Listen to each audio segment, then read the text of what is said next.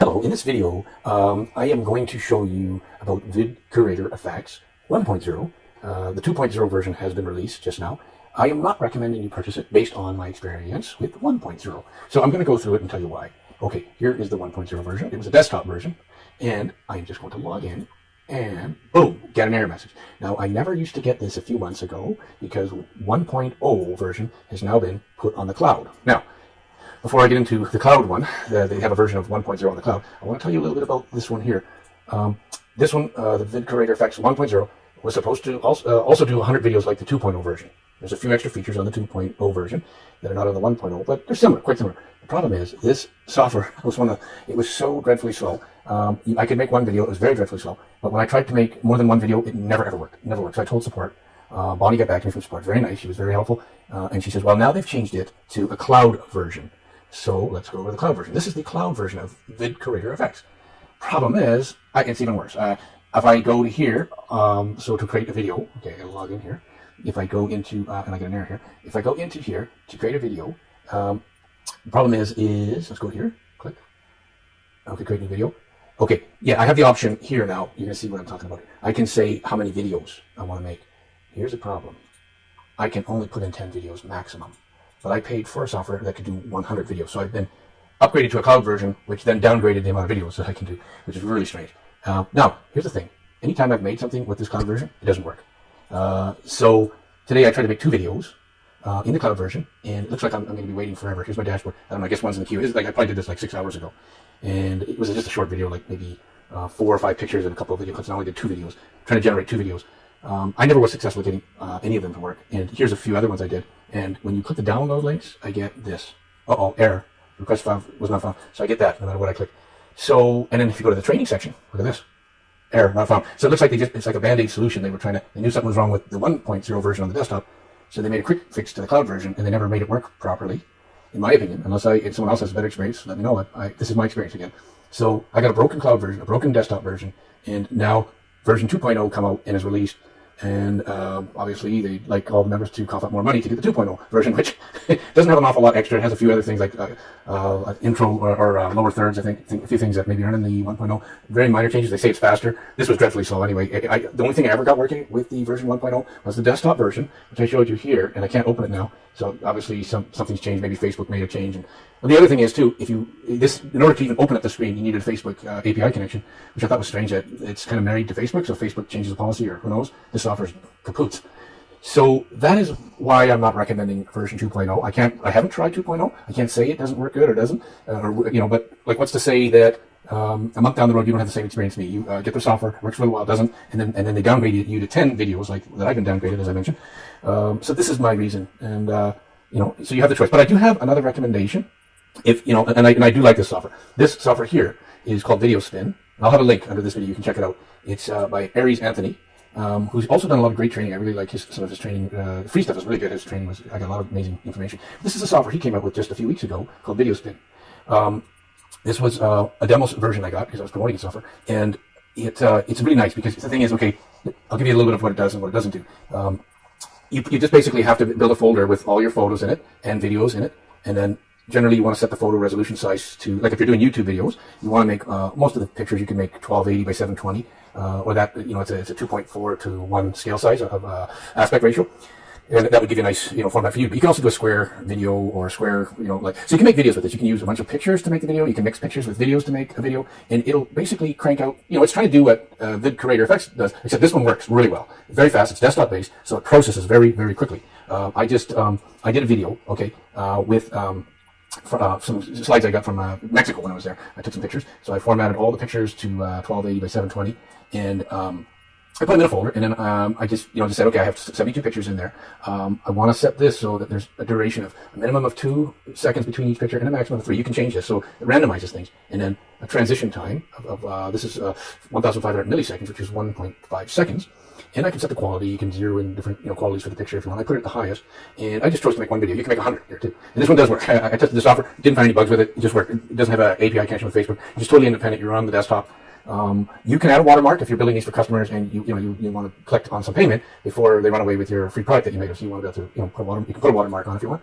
And here is the transitions from one slide to the other. You can add I just added all these effects. They're just effects, right? So I added those in, and then you can give names to the file. So if I had many different, like in this case, in my example, I have one video. You could say video 1, you could say video 2, or you can give any name that means something to you. You know, name it 2 different cities or something, if they're photos from different cities or videos, whatever you want. So that's what I did there. And then you can select, you have to select the folder that you're pulling out those photos or videos from. And remember, it can be either videos or photos or a mix. So it just sort of randomly picks them. And then I think it picks it in order, actually, from the file. So you might have to arrange the file names wherever order you want them in.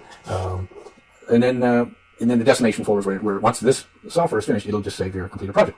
And here's the music. I have on my desktop I built a folder with several MP3s in it, and it'll just pull them off there too. And this can be pulled off randomly or continuously. The volume level, I guess you can set up the audio too. Now, there's only one thing I didn't like with this. It does a good job at the beginning with the music, but at the end, depending on the timing of your music tracks, you'd have to time it with these times of each slide, the transition effect here.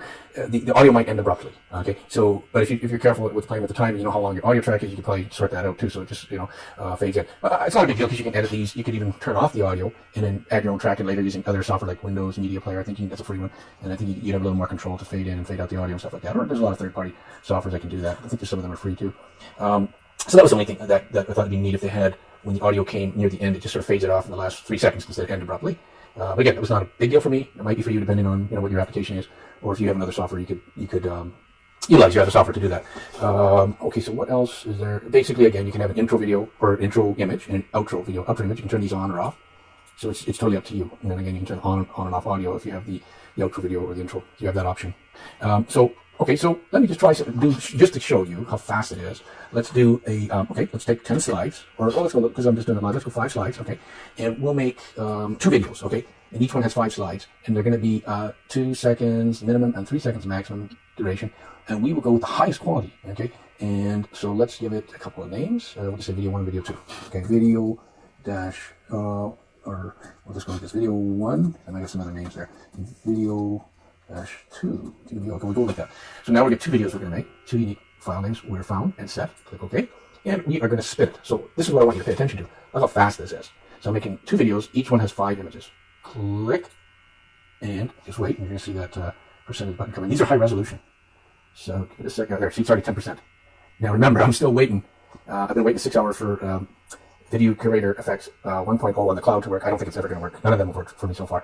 I'd be happy to hear of anyone else's experience with it, but to me it was one of the things I was the most unhappy with from a purchase I've made in a while. And there's been other softwares that I don't like too, that have just been either very poorly documented and they just sort of leave you on your own, and it's not a really great way to run the business, I think. But here we go. Okay, so already we're 50% done. You have to forgive the flicker on my screen. It's a Asus computer that has a problem with that. I'm running on batteries right now because if I plug this in, it's noisy for recording audio. Now if I have an Ethernet cable in, it's even noisy when I record the audio. So that's why I'm on batteries. But yeah, the computer's got a problem too. It's another issue.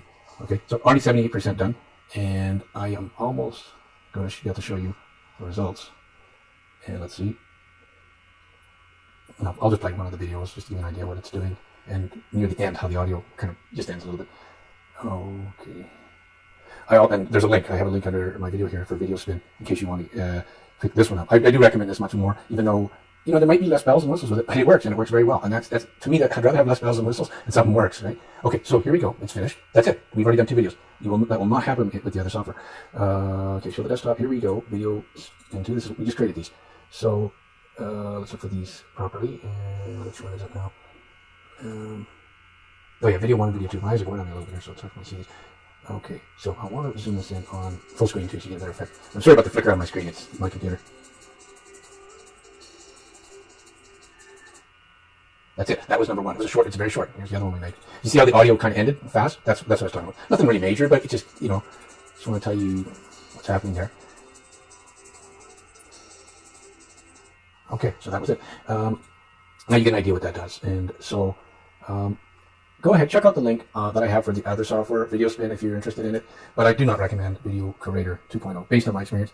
Again, you may have a better experience. I don't, but it's your gamble. It's your take, I just think that the customers for Video 1.0 should have been taken care of before going to something new. I mean, to me, it's like a broken software, the 1.0. I never ever got any use out of it.